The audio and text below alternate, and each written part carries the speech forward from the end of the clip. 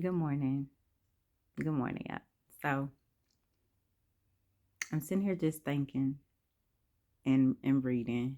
And this morning the word boundaries kept popping up in my mind.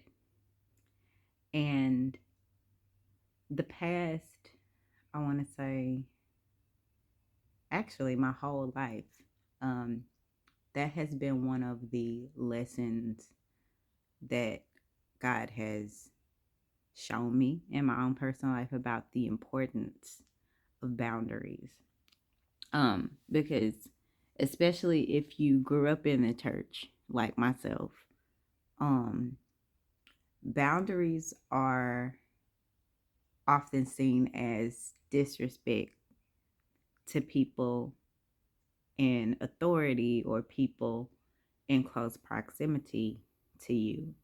And the lesson that I most recently learned in, I think it was like 2024, 2025, is that people who don't respect your boundaries don't actually love what's best for you.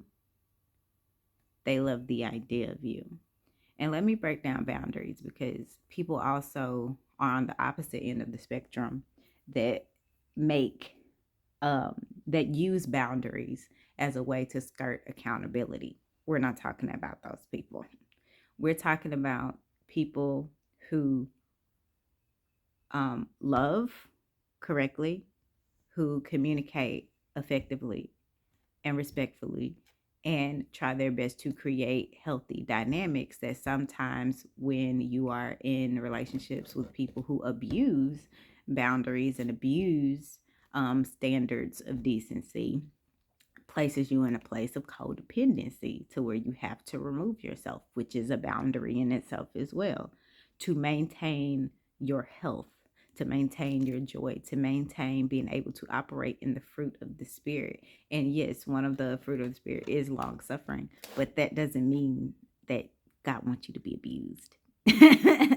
That was something that was hard for me to understand because sometimes when we read different variations of the text, um, we take words and the definitions of those words of Old English and apply them to our vernacular today, which is not correct. So that's why it's also important to have different um, variations so you can study and show yourself approved. But I say that to say boundaries are the space between which you can healthily love yourself and love others. You got to remember that. You got to remember that, sis.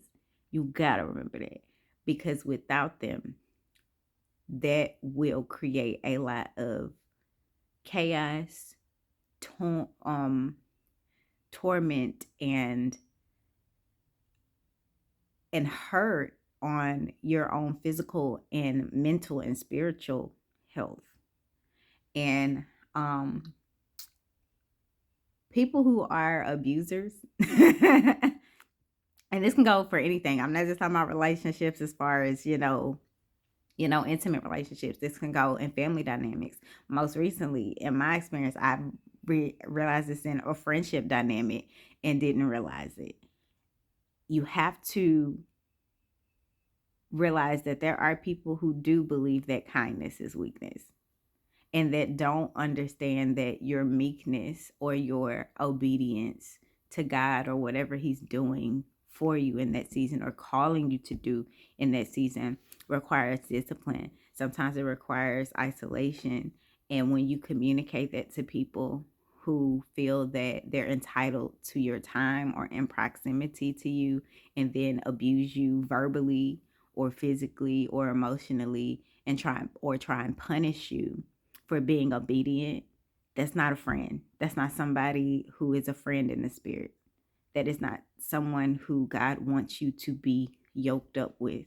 Because if they are not participating or called to the purpose, and that's not to say that they're bad people, but if they're not called to the purpose that God is having in your life and you are taking your walk and pursuing your purpose seriously, everybody can't go. And that's why those boundaries are important, because when you don't have them, the wrong people can monopolize on your time. And you don't want that, because then you are being disobedient to the will of God. So we have to remember that boundaries are a safe space. Boundaries are important. And baby, if they create a smear campaign or do whatever to try and guilt you to hoover back so they can like suck you back in, that is an indicator that this person is not the one for you. That these people or this group or this job or whatever dynamic it is trying to distract you. And when the enemy cannot take you out, he will try and distract you from your purpose.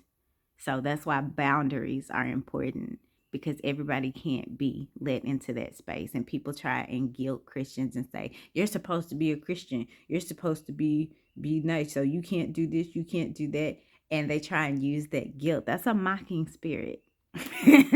That's somebody mocking the Lord and trying to um manipulate you into doing things, especially things that you know are not against your best interests. And so you have to really use discernment and to test the spirits to know from where they come, and then move accordingly and know that God is for you.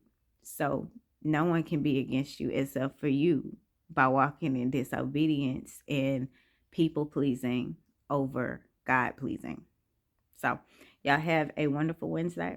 I hope this word touched you, because it definitely put me in a whole different trajectory space and understanding and closing certain chapters in my life. And I just hope it blesses y'all too. So remember, healing is not an option, it is required. So go heal, sis.